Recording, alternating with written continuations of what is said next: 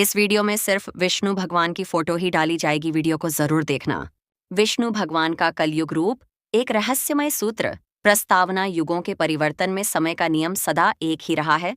सत्य युग में धर्म पूर्ण था, त्रेता युग में घटा, द्वापर में और कम हुआ, और अब कलयुग में धर्म का एक ही भाग शेष है। परंतु जब धर्म क्षीण होता है, जब मनुष्य अधर्म, मोह और अज्ञान में डूब जाता है, तब विष्णु भगवान सृष्टि के पालन करता नए रूप में, नई लीला में संसार में उतरते हैं।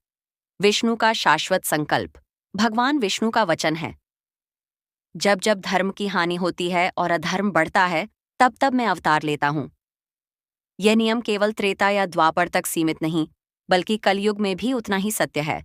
परंतु अंतर यह है कि इस युग में विष्णु भगवान अब मानव रूप में नहीं आते, बल्कि वे नाम, भक्ति और चेतना के रूप में प्रकट होते हैं। कलयुग में विष्णु का रूप नाम रूप। कलयुग में विष्णु भगवान ने अपने स्वरूप को अत्यंत सरल बना दिया है। अब उन्हें पाने के लिए न तप की आवश्यकता है, न कठिन योग की। उनका वास अब नाम में है, जैसा कि शास्त्रों में कहा गया है, क्लौ तद हरिकीर्तनाथ, अर्थात कलयुग में केवल हरिनाम ही मोक्ष का मार्ग है।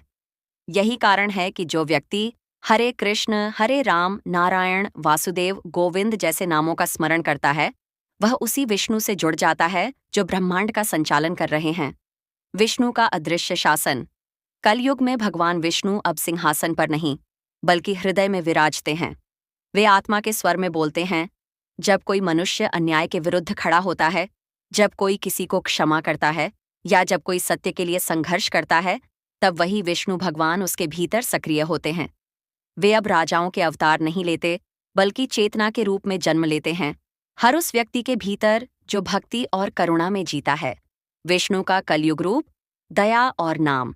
कलयुग में भगवान विष्णु का सबसे प्रमुख रूप है दया रूप और नाम रूप।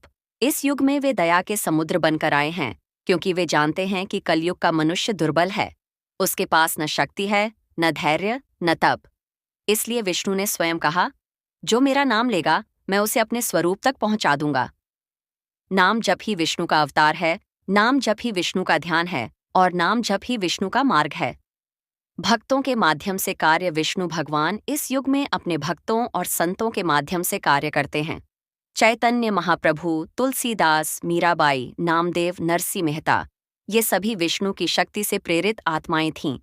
इनका कार्य था मानव को याद दिलाना कि ईश्वर दूर नहीं, वह तुम्हारे भीतर है। इसलिए जब कोई संत नाम की महिमा गाता है, वह केवल शब्द नहीं बोलता, बल्कि वह विष्णु का कलयुग रूप बन जाता है। विष्णु का रूप चेतना में प्रकाश। कलयुग में विष्णु अब मंदिरों में सीमित नहीं है, उनका रूप हर स्थान पर है। जहाँ प्रेम है, सत्य है, सेवा है। जब कोई भूखे को भोजन देता है, जब कोई वृद्ध की सेवा करता है, जब कोई अपने क्रोध पर विजय पाता है, वहाँ वही विष्णु ऊर्जा कार्य करती है। वे अब केवल मूर्ति नहीं, बल्कि जीवित चेतना का प्रकाश बन गए हैं। विष्णु का कलयुग अवतार।